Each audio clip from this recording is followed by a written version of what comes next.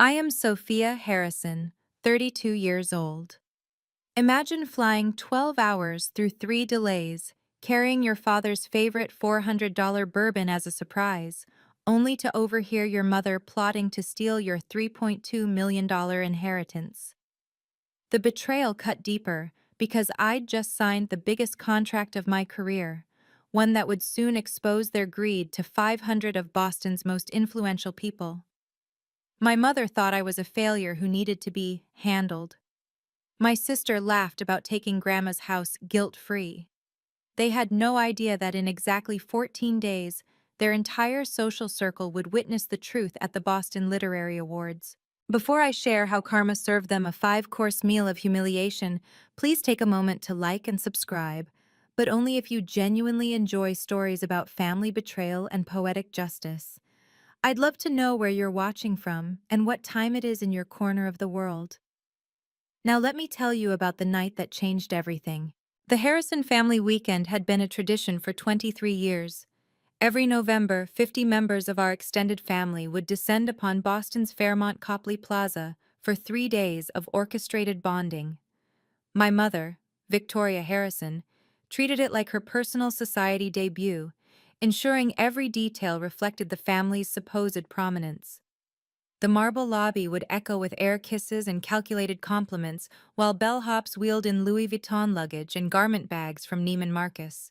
I'd attended every single one since I was 9, watching my role evolve from Victoria's bright daughter to Victoria's daughter, who's still finding her way. The shift happened gradually, then suddenly. In college, I was the English major with promise. By 25, I was the one who chose writing over stability. By 30, I'd become the cautionary tale mothers whispered about during cocktail hour. "This is Sophia. She's exploring her options," my mother would say. That practiced pause before exploring hanging in the air like expensive perfume. Meanwhile, my younger sister Madison would be introduced as the lawyer at Morrison and Associates, just made senior associate at 29, youngest in the firm's history. The ballroom where we held our welcome dinner could seat 200, but our family filled only the front section, leaving an echo of empty space that somehow made our gathering feel both intimate and hollow. The chandeliers cast golden light on the same faces, the same conversations, the same subtle hierarchies that had calcified over decades.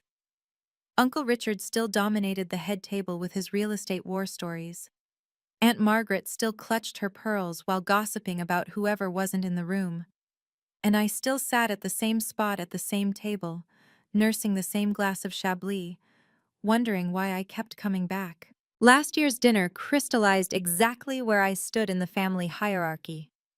Madison had just closed a $2 million acquisition for a tech startup, and the entire table hung on her every word as she described the negotiations. "The key," she said, twirling her Cartier bracelet, "is never showing weakness. These Silicon Valley boys think they can intimidate a woman, but I had them signing exactly where I wanted." When the applause died down, my mother turned to me with that smile that never reached her eyes. "And Sophia, dear, anything new with your writing?" I'd actually just signed a $500,000 contract for my 4th book, but the words died in my throat as Madison cut in. "Oh, Sophia's still doing her blog thing, right? What's it called again?" "I'm working on a new project," I said quietly. "It's actually quite—" "You know," Victoria interrupted, "Harrison and Associates is looking for a social media coordinator. It's entry level, but it would give you real experience, benefits, stability, a path forward. I could make a call." The table nodded in unison, a choreographed sympathy that felt rehearsed.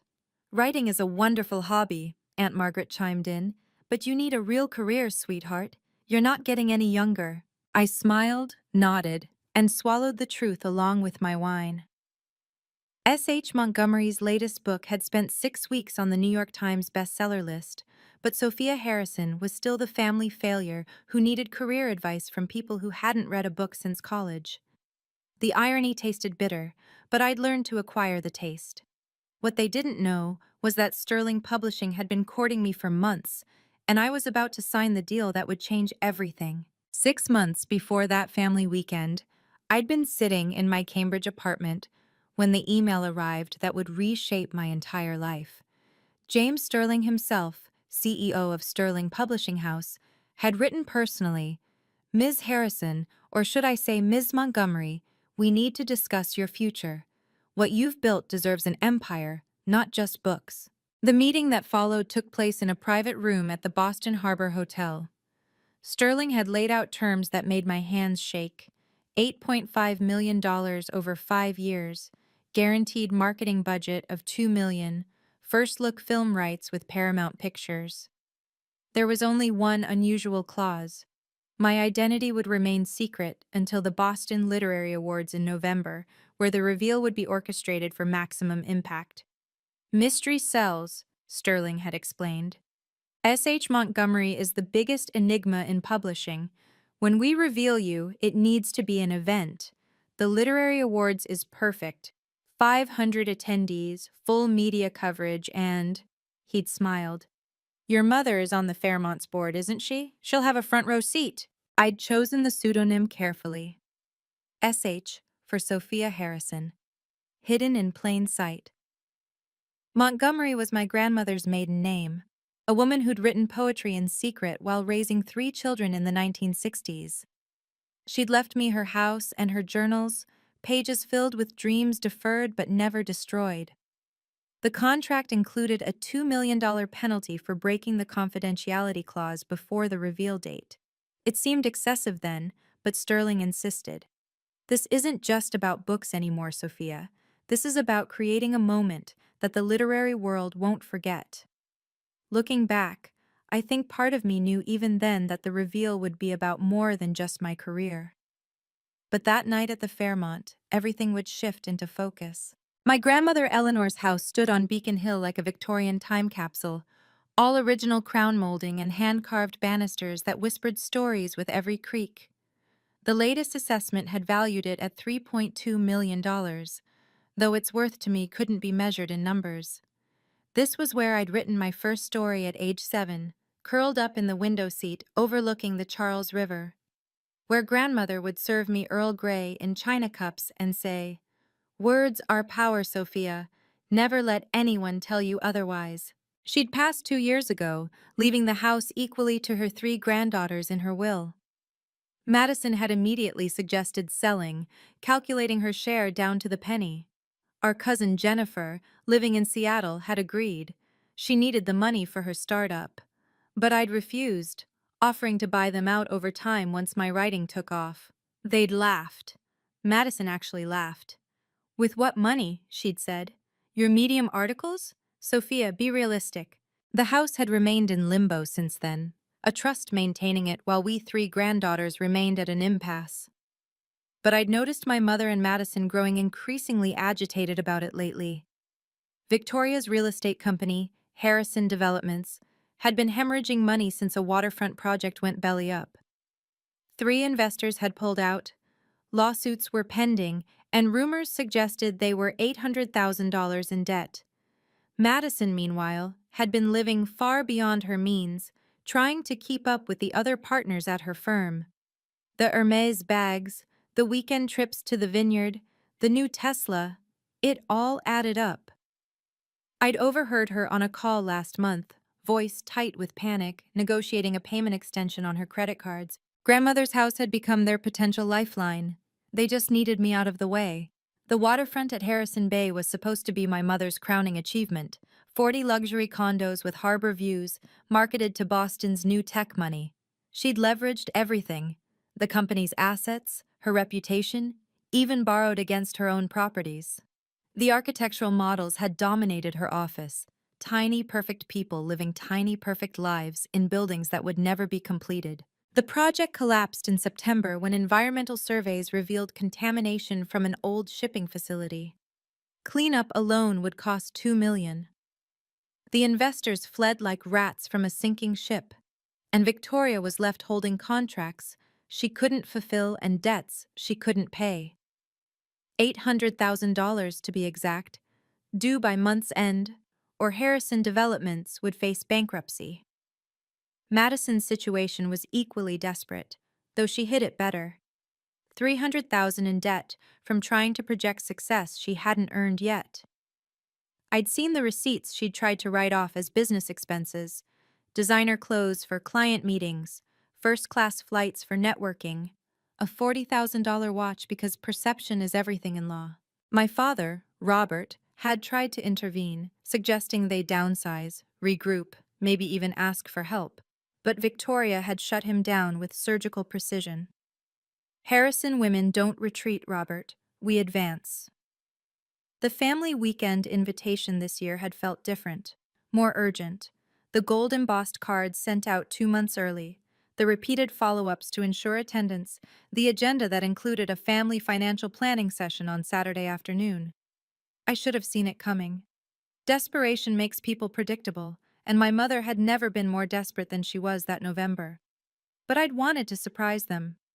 To walk in with Dad's favorite bourbon and finally tell them about my success. God, I'd been so naive. If you've ever been dismissed by family because of your career choices, leave a comment below. I want to hear your story.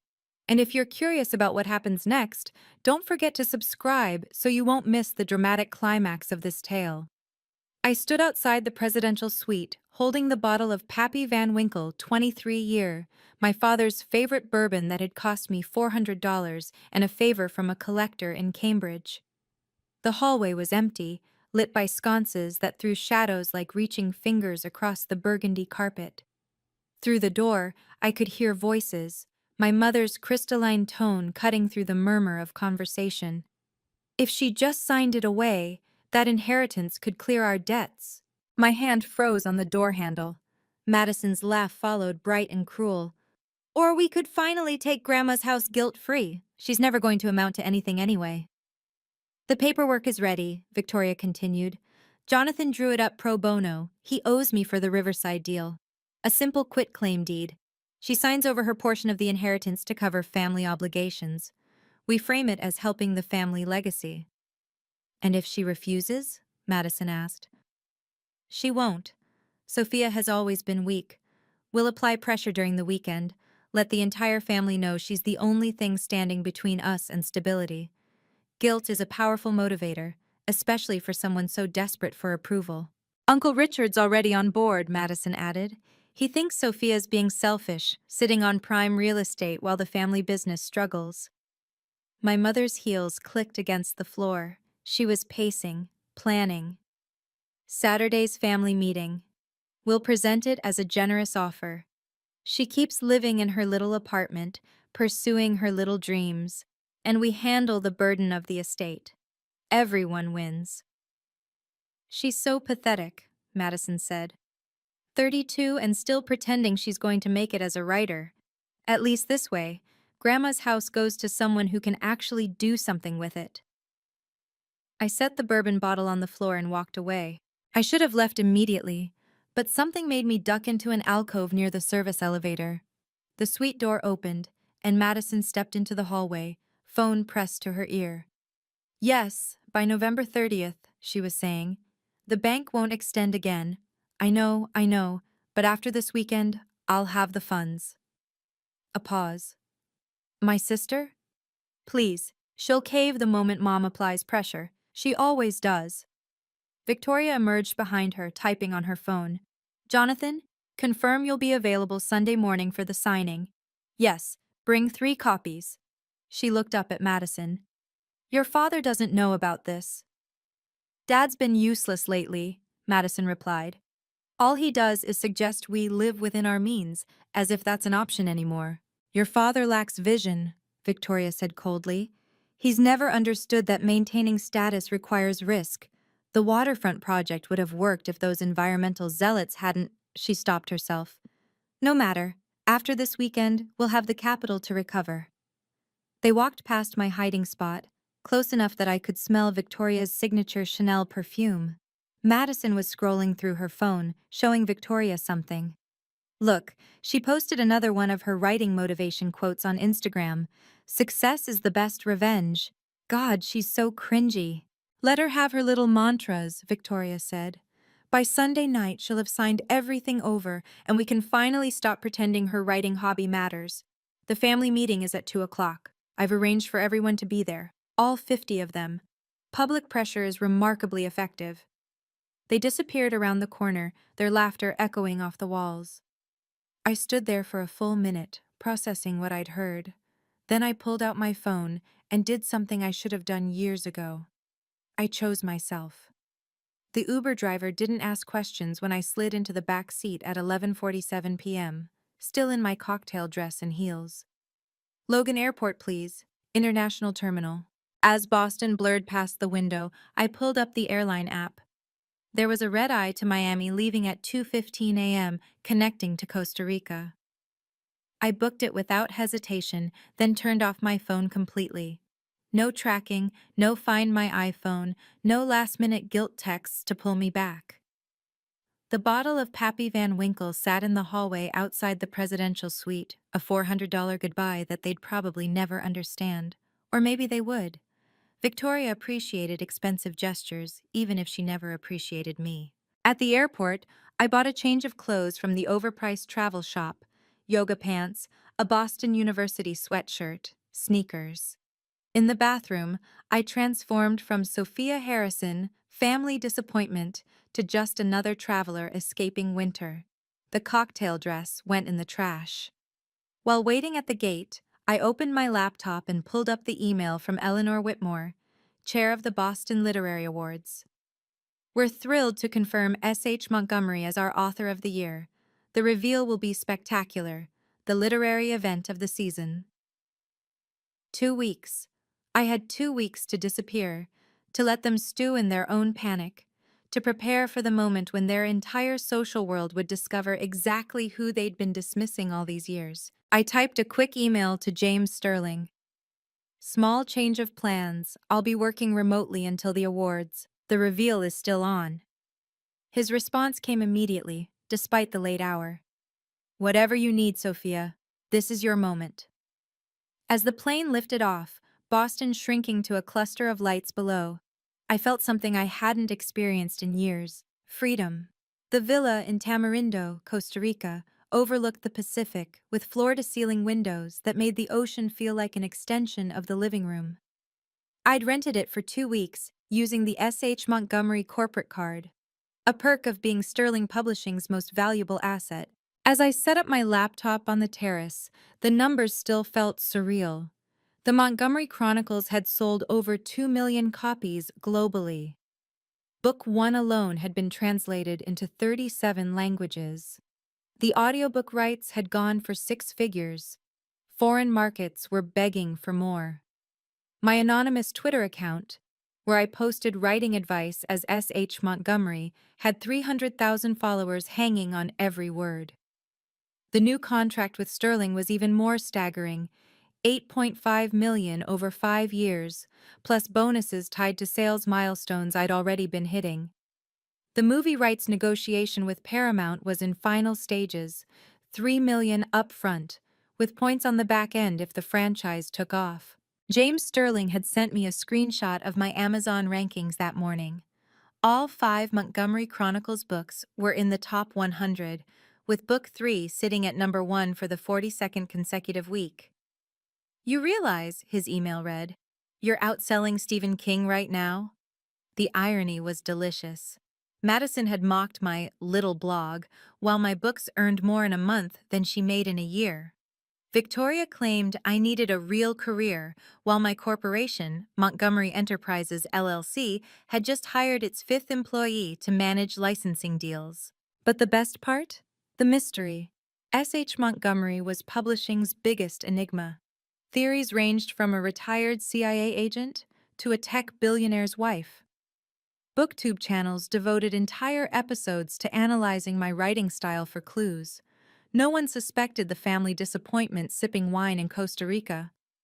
The confidentiality clause in my Sterling contract was airtight and strategically brilliant: $2 million in penalties if I revealed my identity before the Boston Literary Awards, enough to ensure I wouldn't crack under family pressure or wine-fueled confession.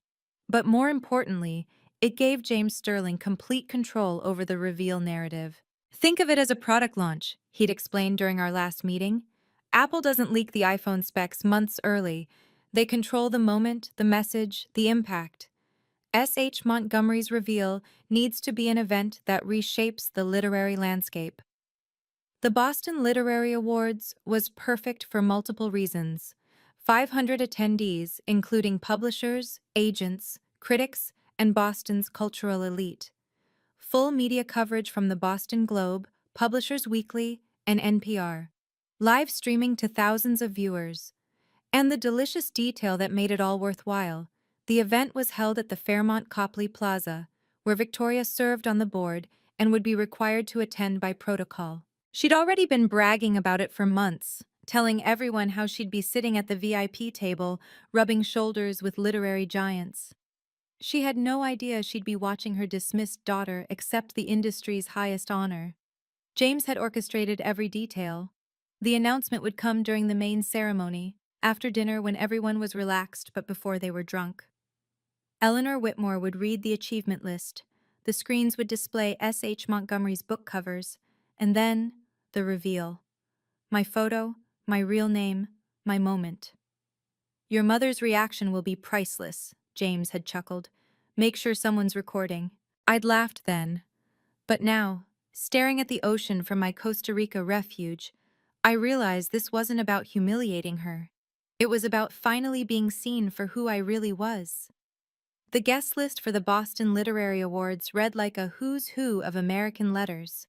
Publishers from the Big Five, literary agents who could make or break careers, critics whose reviews moved markets, and Boston's social elite who treated these events like the Met Gala of books.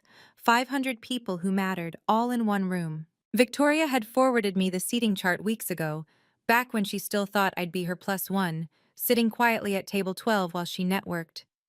The VIP tables were strategically placed, publishers at table 1, major donors at 2, board members at 3. Victoria would be at table 3, perfectly positioned to see the stage, to be seen by everyone who mattered. The media coverage was extensive. Boston Globe had 3 reporters assigned. Publishers Weekly was doing a live blog. NPR would broadcast excerpts on Weekend Edition. The Guardian's U.S. correspondent had RSVP'd. Every moment would be documented, photographed, tweeted, and analyzed. The award itself, Author of the Year, came with a $100,000 prize and a guaranteed lecture tour. But more importantly, it was the kind of recognition that redefined careers. Past winners had gone on to Pulitzers, to Hollywood adaptations, to cultural immortality. Victoria had been telling everyone about her involvement with the event. Her Facebook posts were embarrassingly eager. So honored to be part of bringing literary excellence to Boston, and can't wait to celebrate the best in contemporary fiction. She'd even bought a new Oscar de la Renta gown, had her photos taken for the Boston Society pages. Meanwhile, Madison had been posting about attending with the family, positioning herself as a patron of the arts. Their social circles were fully invested in this event. They had no idea they were about to become supporting characters in my story. The panic started at 7:43 a.m. when Madison knocked on my hotel room door. I know the exact time because she later posted about it in the family group chat I was still monitoring from Costa Rica. Where the hell is Sophia? By 8:15, she'd called 14 times. Victoria had called 23. The voicemails escalated from confused to angry to frantic. Sophia, this is unacceptable. Then, where are you? People are asking. Then, if this is some kind of tantrum, it's not funny. The family weekend breakfast was scheduled for 9 o'clock. 50 relatives gathering in the Fairmont's private dining room, and for the first time in 23 years, I wasn't there. The empty chair at table 4 became a scandal. Aunt Margaret asked if I was ill. Uncle Richard suggested I was probably hungover. Madison told everyone I'd had a creative crisis and left suddenly. But the bourbon bottle changed everything. A housekeeper found it outside the presidential suite and, thinking it was forgotten, brought it to Victoria during breakfast. The card was still attached. For Dad, love, Sophia. Madison went pale. She knew I'd been there right outside the door. The security footage confirmed it. Me standing in the hallway at 11:31 p.m., setting down the bottle, walking away. The timestamp showed I'd been there during their conversation about stealing my inheritance. She knows, Madison whispered to Victoria in a video she accidentally sent to the family chat before deleting it. Oh God, she knows everything. Victoria tried damage control, telling the relatives I'd had a work emergency, but 50 Harrisons aren't stupid. They smelled blood in the water. The family financial planning session that afternoon would be missing its key player, and everyone knew something had gone catastrophically wrong. Victoria's text came at 2:47 p.m., right as the family meeting was supposed to start. Sophia, this is incredibly selfish. Everyone is here for you. We're trying to help you. Madison tried a different approach. Hey, sis, we're worried. Just let us know you're okay. Then Uncle Richard, your mother says you're having some kind of episode. Very disappointing. They didn't know I was reading everything from a beach chair in Tamarindo, watching the sun set over the Pacific while they imploded 3,000 miles away. Madison had tried to track my credit cards, but the S.H. Montgomery corporate card didn't show up on any family accounts. My phone location was off. I'd become a ghost. The family meeting proceeded without me, according to cousin Jennifer, who texted me privately. Your mom is saying you're overwhelmed by family pressure and needed space. Madison keeps checking her phone. What's really going on? I sent back a simple response. I need time to think. Please don't worry. But Victoria wasn't done. She called my landlord, my few friends she knew about, even reached out to my old college roommate on Facebook. The story kept changing. I was sick, I was working, I was having a breakdown. The desperation was showing, and the relatives were starting to ask uncomfortable questions. Why is Sophia's absence such a crisis? Aunt Patricia asked in the family chat. It's not like she's ever been central to these gatherings. Madison jumped in. We're just concerned. She's been struggling financially and emotionally. We want to help. The lie was so smooth, so practiced. But in 10 days at the Literary Awards, with 500 witnesses and media coverage, the truth would be impossible to spin. The villa in Tamarindo became my war room. 3 laptops set up on the dining table, one for video calls with Sterling, one for monitoring social media, one for writing my acceptance speech. The walls were covered with sticky notes mapping out the reveal timeline down to the minute. James Sterling called every morning at 9 Pacific time. The anticipation is building beautifully, he said during our November 8th call. Ticket sales are up 40%. Everyone wants to know who S.H. Montgomery is. The dress arrived by courier on November 10th, a custom Valentino in midnight blue that cost more than Madison's monthly salary. The stylist Sterling hired worked with me via video, selecting jewelry that would photograph perfectly under the ballroom lights. You need to look like success, she said, understated but undeniable. Eleanor Whitmore and I rehearsed the reveal sequence twice. She would announce the award, pause for effect, then say, Ladies and gentlemen, S.H. Montgomery is Sophia Harrison. The screens would show my photo, not the frumpy family disappointment, but the best-selling author in designer clothes with 5 books that had conquered the world. Your mother is listed as attending, Eleanor mentioned during our second call. Table 3, representing the Fairmont board. I know, I replied calmly. This will cause quite a stir. That's the point. I spent the evenings writing my speech, crafting each line for maximum impact. No direct attacks on family. That would seem petty. Instead, I'd talk about overcoming doubt, about voices that try to diminish your dreams, about the power of believing in yourself when no one else does. Every word would be a dagger wrapped in silk. 7 more days. The countdown felt like holding my breath before a dive. What do you think Victoria's face will look like when she realizes her failure daughter is actually S.H. Montgomery? Drop your predictions in the comments below. And if this story resonates with you, please share it with anyone who needs to hear about setting boundaries with toxic family members. November 15th arrived crisp and clear in Boston. The Fairmont Copley's ballroom had been transformed into a literary paradise. Thousands of books as centerpieces, Quotes from famous authors projected on the walls, champagne flowing like water. I watched it all through Instagram stories from my hotel room at the Mandarin Oriental, 5 blocks away. Victoria arrived at 6:30 p.m. in her new Oscar de la Renta, posing for photographers with the confidence of someone who belonged. Madison flanked her in Marquesa, telling anyone who'd listen about their family's commitment to the arts. They worked the room like professionals, air-kissing publishers, complimenting critics, ensuring everyone knew the Harrisons were literary patrons. At 7:15, James Sterling approached Victoria near the champagne fountain. I watched through the Boston Globe's live feed as he extended his hand.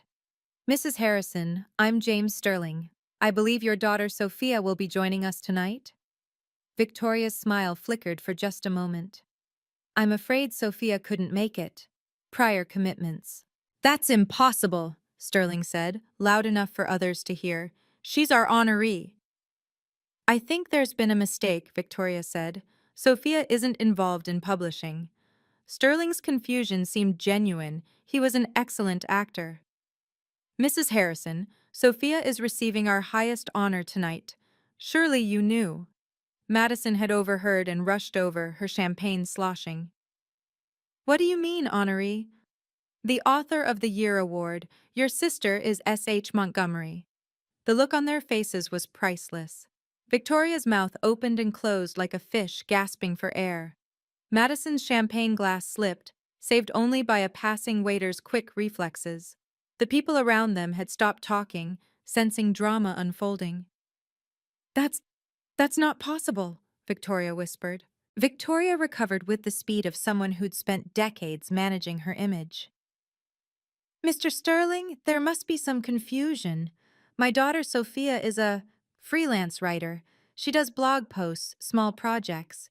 She couldn't be S.H. Montgomery." Sterling pulled out his phone, showing her something that made her face go white. "This is the contract. Sophia Harrison, also known as S.H. Montgomery, $8.5 million over 5 years. Madison grabbed the phone, staring at it like it might bite her. 8.5 million? The cluster of people around them grew larger. Harold Worthington from Random House had drifted over. Patricia Mills from the New York Times Book Review was openly eavesdropping. The Boston Globe photographer sensed something happening and started shooting. "This has to be a joke," Madison said loudly. "Sophia can barely pay her rent. She borrows money from—" She stopped, realizing how that sounded. "Your daughter," Sterling said, his voice carrying, "has sold over 2 million books worldwide. She's been #1 on the bestseller list for nearly a year. The Montgomery Chronicles is being adapted by Paramount. How did you not know this?" Victoria's carefully constructed composure was cracking. "She never said, 'We would have known.'" S.H. Montgomery insisted on anonymity until tonight, Sterling explained, clearly enjoying himself. "She wanted the reveal to be special. Speaking of which, where is she? The ceremony starts in 30 minutes. Madison was frantically Googling on her phone, her face cycling through expressions as she saw the book covers, the reviews, the sales figures. "Oh my God," she whispered. "Oh my God, she's worth—" "More than both of you combined," someone in the crowd muttered, not quite quietly enough. At exactly 8:30 p.m., Eleanor Whitmore took the stage. The ballroom fell silent, 500 faces turning toward the podium.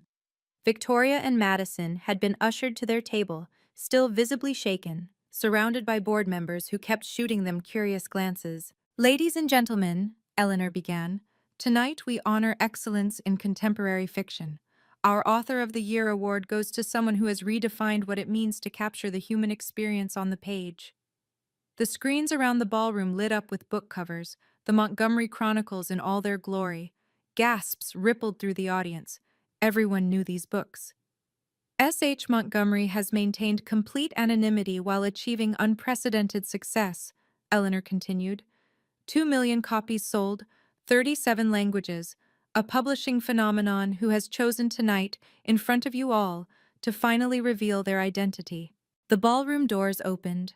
I stood silhouetted in the entrance, the Valentino dress catching the light like liquid midnight. The photographer's flashes created a strobe effect as I walked down the center aisle, my heels clicking against marble with metronomic precision. "Ladies and gentlemen," Eleanor announced, "S.H. Montgomery is Sophia Harrison." The silence lasted exactly 3 seconds, then the applause erupted like thunder. People rose to their feet, publishers who'd been chasing S.H. Montgomery for years, critics who'd praised the books without knowing the author, socialites who suddenly realized the Harrison family dynamics were far more complex than they'd imagined. I reached the stage and turned to face the audience. Victoria sat frozen at table 3, her face a masterpiece of shock. Madison had her phone out, recording with shaking hands. The Boston Globe photographer was shooting rapidly, capturing every second. "Good evening," I said into the microphone. "I believe some of you know my mother." The speech I'd practiced in Costa Rica flowed like honey laced with razors. "They say success is the best revenge, but I disagree. Success is simply success. It needs no justification, no validation, especially not from those who never believed in you to begin with." The cameras found Victoria's face, a case study in mortification as 500 people watched her world reshape itself. The woman who'd called me a failure was watching her dismissed daughter accept a $100,000 prize. For years, I was told my writing was a hobby, that I needed a real career, that I was wasting my potential. I paused, letting the words sink in. But every rejection became fuel, every dismissal became determination. To those who said I'd never amount to anything, thank you. You taught me that the only validation that matters comes from within. Madison had stopped recording, her phone hanging limply in her hand. Around her, the other board members were whispering, shooting glances at Victoria that ranged from pity to schadenfreude. The Montgomery Chronicles explores themes of betrayal, ambition, and the price of success, I continued. They say, write what you know, and I've had excellent source material. Nervous laughter rippled through the audience. Everyone was doing the math. The family that had dismissed Sophia Harrison had been funding their lifestyle criticisms while she quietly built an empire worth millions. Publishers Weekly's Twitter feed was exploding in real time. Breaking. S.H. Montgomery revealed as Sophia Harrison at Boston Literary Awards. Family drama unfolding live. Mother's face is everything. Hashed literary drama. Hash plot twist. The standing ovation when I finished lasted 4 minutes. The entire room on their feet, except for 2 people at table 3 who sat frozen like statues in designer gowns, watching their carefully constructed narrative crumble into dust. They cornered me on the balcony during the cocktail break, Victoria's fingers digging into my arm as she pulled me outside. Madison followed, closing the French doors behind us, trapping me between them and the November night. "How could you do this to us?" Victoria's whisper was venomous. "Humiliating your family in front of everyone?" "Humiliating?" I pulled my arm free, my voice steady as stone. "Like planning to steal my inheritance while I stood outside your door?" Madison's face went white. "You heard?" "Every word." I pulled out my phone, pressing play on the recording I'd made while hiding in the alcove. Their voices filled the night air. "She's so pathetic. Guilt is a powerful motivator. Finally take Grandma's house guilt-free." "You recorded us?" Victoria's outrage was almost comical. "That's illegal." "Massachusetts is a 2-party consent state for phone calls," I said calmly. "But recordings made in public spaces where there's no reasonable expectation of privacy? Perfectly legal. Hotel hallways are public spaces, Victoria. You should know that, being on the board." Madison was calculating rapidly, her legal mind working. "You can't use that. We'll sue." "Go ahead." I pulled out a business card. "This is my lawyer, from Whitman, Sterling and Associates. They represent 8 of the top 10 best-selling authors in America. They're very expensive, but fortunately, I can afford them now." The sound of applause drifted through the doors. Someone else receiving an award, the night continuing without us. "The inheritance," Victoria said desperately. "We need—" Is locked in a trust as of yesterday, ironclad. If anyone attempts to coerce or manipulate me regarding Grandma's estate, the recording goes to the Boston Globe. I believe you know their society columnist? My lawyer, David Whitman, had worked through the night to file the paperwork. The cease and desist letter was delivered to Victoria and Madison at 9 a.m. the next morning, while they were nursing their hangovers and their humiliation. Any attempt to contact Sophia Harrison regarding the Eleanor Montgomery estate will be considered harassment, David explained to them via conference call, which I listened to from my hotel suite. Any attempt to access, claim, or dispute her inheritance will result in immediate legal action and public release of documented evidence of conspiracy to commit fraud. Madison tried to argue jurisdiction, but David shut her down with surgical precision. Ms. Harrison, your firm has already received an ethics complaint regarding your attempted coercion of a family member for financial gain. I'd suggest you focus on that, rather than threatening my client. The complaint had been filed that morning. Morrison and Associates took ethics violations seriously, especially when they involved senior associates attempting to steal inheritances. Madison's managing partner would be having a very uncomfortable conversation with her on Monday. This is vindictive, Victoria spat. We're her family. Family doesn't plot to steal from each other, David replied smoothly. My client has been more than generous. She's not pursuing criminal charges for conspiracy to commit fraud, which she could. She's not releasing the recording to the media, which would destroy what's left of your reputation. She's simply protecting what's legally hers. The trust structure was elegant. Grandma's house couldn't be touched without all three granddaughters' consent, but now any attempt to pressure me would trigger automatic legal responses. The other two-thirds would remain frozen until Madison and Jennifer agreed to my buyout terms, fair market value, paid over 5 years, with interest. You've ruined us, Madison said quietly. No, I corrected. You ruined yourselves.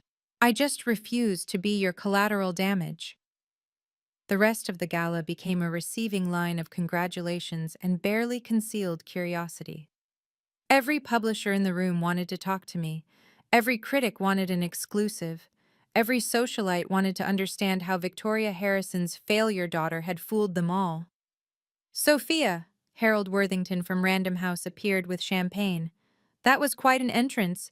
We'd love to discuss your next series. She's under contract with Sterling, James interrupted smoothly, appearing at my elbow like a protective guardian. But I'm sure Sophia appreciates the interest. Victoria, meanwhile, was trapped in her own nightmare. She couldn't leave, that would confirm the humiliation. But staying meant enduring congratulations that felt like slaps. You must be so proud, people kept saying, watching her face for cracks. Such an accomplished daughter. Of course, she managed, her smile like broken glass. We always knew Sophia was special. Madison tried a different approach, attempting to attach herself to my success. She posted a selfie with me that I hadn't agreed to, captioned, "So proud of my brilliant sister, #author life, #family first." The comments were brutal. Didn't you call her pathetic 5 minutes ago? This is the same sister you said would never amount to anything? The secondhand embarrassment is real. She deleted it within an hour, but screenshots were already circulating. Patricia Mills from the New York Times approached as I was leaving. Sophia, that was masterful. The timing, the reveal, the way you let them hang themselves. It's like something out of one of your novels. Life imitates art, I replied. Would you consider an exclusive? The real story behind S.H. Montgomery? I handed her my publicist's card. Call Monday. I think it's time people knew the truth. The Boston Globe's Sunday edition ran with the headline, "Mystery Solved. Best-selling author S.H. Montgomery revealed as Boston's own Sophia Harrison." The photo they used was perfect.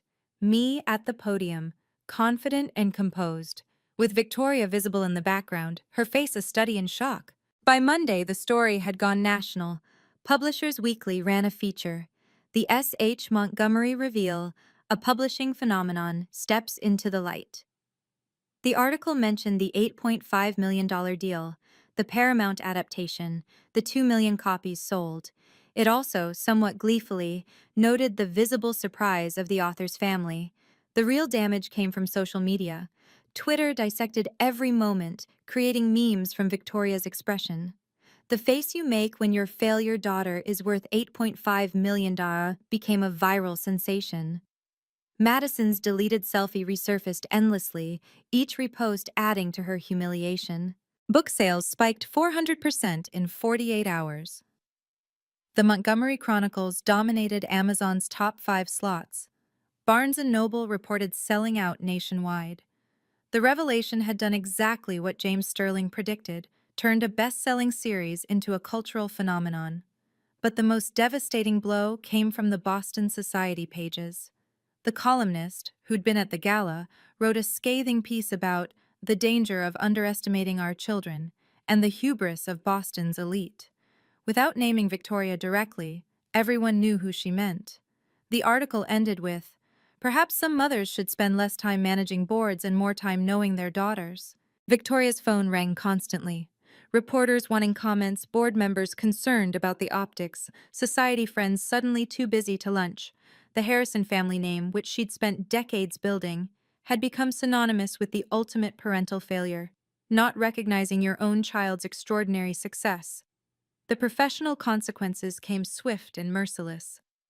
On Tuesday, Victoria received a call from the Fairmont board chair suggesting she take a leave of absence to focus on family matters. By Wednesday, it was 2 boards requesting her resignation. The optics were toxic. A woman who couldn't recognize brilliance in her own daughter shouldn't be making decisions for cultural institutions.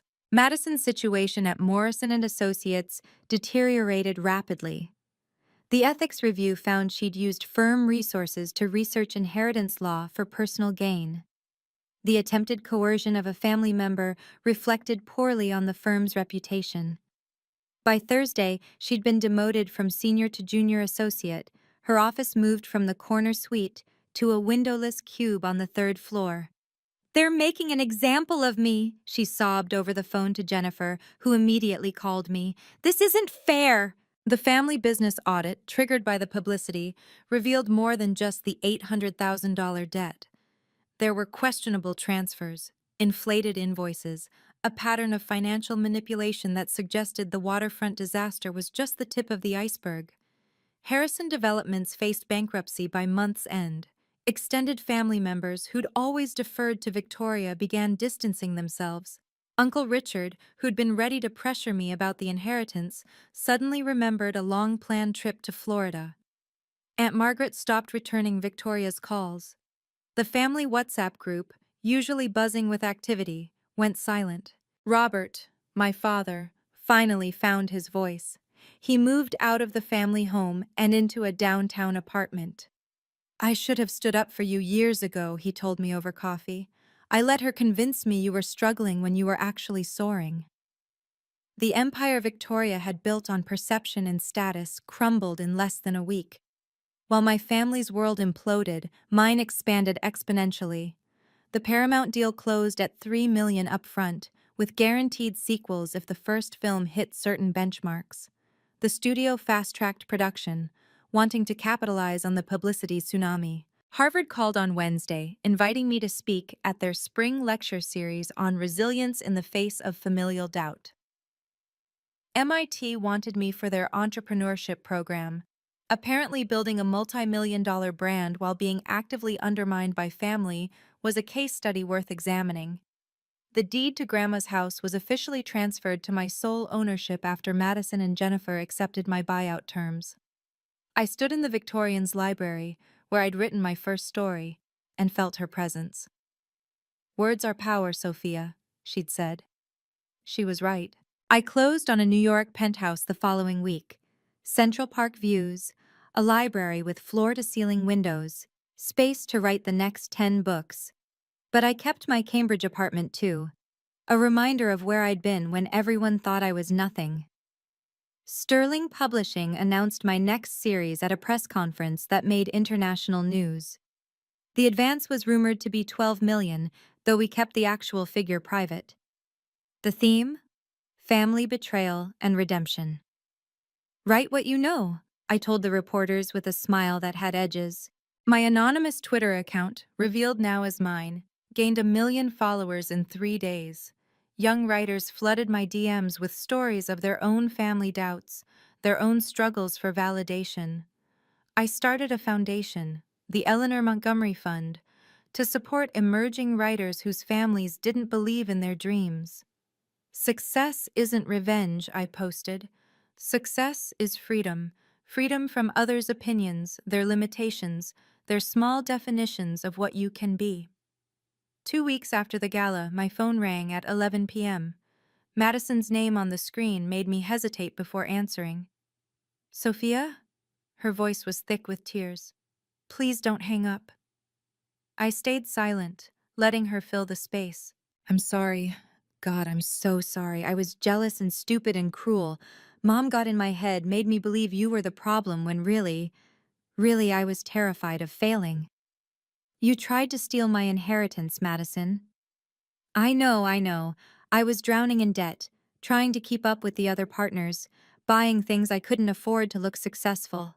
And Mom kept saying you didn't deserve Grandma's house because you weren't doing anything with your life, and I believed her.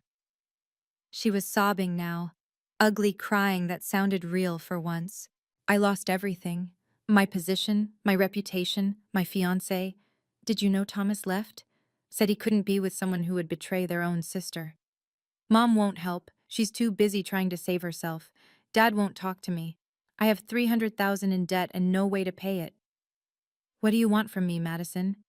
Nothing. I mean, I don't know. Maybe just forgiveness? Someday? I thought about Grandma, about what she'd say, about cycles of hurt and whether they had to continue forever. I'll loan you the money for your debt, I said finally. Interest-free, 10-year repayment plan.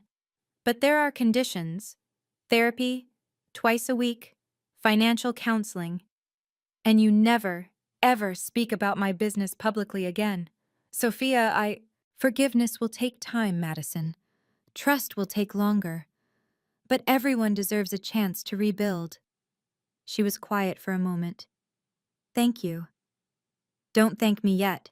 The real work starts now. Christmas came with a proposal. Dinner at a neutral restaurant, not the family estate. No gift exchange, no forced traditions, just food and an attempt at conversation. Robert made the reservation at a quiet place in Cambridge, somewhere without memories attached. Victoria arrived 15 minutes late, designer bag clutched like armor, her face showing the strain of 2 months of social exile. Madison came with Robert, having moved back in with him after losing her apartment. I arrived alone, on my terms. Thank you for coming, Robert said, ever the peacemaker. We ordered in silence, the weight of everything unsaid filling the space between us. Finally, Victoria spoke. I've been seeing someone, a therapist. The admission seemed to physically pain her. She says I have issues with control, with needing to define success for everyone around me. It was the closest to an apology I'd ever get from her. That's a good start, I said carefully. I read your books, she continued. All of them. The mother character in book 3 is fiction, I interrupted. Any resemblance to real persons is coincidental. She smiled thinly. Of course. Madison had been quiet, but finally looked up. I'm in therapy too, twice a week, like you required. It's helping, understanding why I needed external validation so badly. We're all works in progress, Robert said gently. The dinner was awkward, stilted, but it was something. We set boundaries that night. No financial discussions, no career comparisons, no rehashing the past without therapeutic supervision. Family would be a privilege earned through respect, not an automatic right granted by blood. Maybe Easter? Victoria suggested tentatively as we left. Another dinner? We'll see, I said. It wasn't yes, but it wasn't no. It was possibility. My therapist, Dr. Sarah Winters, had been recommended by James Sterling after he noticed I was struggling with the aftermath of success. Vindication can be its own trauma, she explained during our third session. You spent so long fighting to be seen that you don't know how to exist now that you are. She was right. The anger that had fueled me for years had nowhere to go. I'd won, definitively and publicly, but victory felt hollow without the war. Write about it, she suggested. Not for publication, just for you. So I did. Pages and pages about growing up invisible, about achievements dismissed, about love that came with conditions I could never meet, about the guilt of succeeding despite them, not because of them, about the strange grief of losing a family I'd never really had. The new book emerged from those sessions, not about revenge or revelation, but about rebuilding, about choosing yourself when no one else does, about setting boundaries with people who share your DNA but not your dreams. I turned Grandma's house into a writer's retreat, opening it 4 times a year to emerging artists whose families didn't support their work. The first cohort included a poet whose parents wanted him to be a doctor, a novelist whose husband called her writing selfish, and a playwright whose mother had burned her first manuscript. Success isn't about proving them wrong, I told them during orientation. It's about proving yourself right. The retreat was free. I covered everything from housing to meals to mentorship. It was what I'd needed at 25, crying in that Victorian library, wondering if everyone was right about my worthlessness. Madison sent a donation check. Small, but symbolic. Victoria sent a note. Your grandmother would be proud. Maybe she was finally understanding what mattered. A year later, the landscape had completely changed. Victoria had rebuilt herself quietly, taking a position with a small arts nonprofit that actually did community work rather than just hosting galas. The salary was a fraction of her former income, but she seemed lighter somehow. The therapy was working. She'd even apologized, really apologized, without qualifiers or deflection. Madison had climbed back to mid-level associate at a different firm, one that valued work-life balance over billable hours. She'd sold the Tesla, moved to a modest apartment in Somerville, and started dating a teacher who'd never heard of the Montgomery Chronicles until their third date. He likes me for me, she told me over coffee, not my family name or my job title. Robert had filed for divorce, finally. He'd taken up painting again, something Victoria had mocked as frivolous 30 years ago. His watercolors of Boston Harbor were actually good enough that a small gallery in the South End had offered him a show. My 6th book debuted at #1, but the achievement felt different now. Calmer. I didn't need to prove anything anymore. The movie adaptation of Book 1 had wrapped filming, with an Oscar-nominated actress playing the protagonist who discovers her own power despite family betrayal. The parallels weren't lost on anyone. Family dinners happened monthly now, still at neutral restaurants, still with boundaries firmly in place. We were learning to be people together, not roles. Victoria could ask about my writing without offering advice. Madison could share her struggles without competing. Robert could exist without mediating. We're like a family in recovery, Madison said once, and she wasn't wrong. We were all recovering from the mythology of the Harrisons, the story we'd told ourselves about who we were supposed to be. It wasn't perfect, but it was honest. And that was enough. I stood in Grandma's library on the 2nd anniversary of the reveal, watching the latest cohort of writers work at their laptops, lost in worlds of their own creation. One looked up, caught my eye, and smiled. The same grateful, disbelieving smile I'd worn when James Sterling first believed in me. The lesson I'd learned wasn't about revenge or vindication. It was simpler and harder than that. Your worth isn't determined by who believes in you. It's determined by whether you believe in yourself. Blood doesn't grant automatic access to your success, your peace, or your future. Family is a relationship, not an obligation. It requires mutual respect, genuine care, and the ability to see each other as whole people, not just supporting characters in someone else's narrative. Sometimes distance creates respect. Sometimes absence makes people realize what they've lost. Sometimes you have to disappear completely before anyone notices you were there. My mother had called me a failure for a decade. My sister had laughed at my dreams, but their opinions had only held power because I'd given it to them. The moment I chose myself, truly chose myself, everything changed. The Harrisons are different now. Smaller, quieter, but more real. We're not perfect, but we're trying. Victoria reads my books and offers genuine feedback. Madison celebrates my wins without comparison. Robert sends me his paintings signed Your Proud Father. I am Sophia Harrison, best-selling author, survivor of family betrayal, builder of boundaries, and I am finally, completely, unapologetically free. If this story resonated with you, if you've ever been dismissed by the people who should support you most, please share your experience in the comments. Like and subscribe if you believe in the power of choosing yourself. You deserve respect, regardless of who refuses to give it.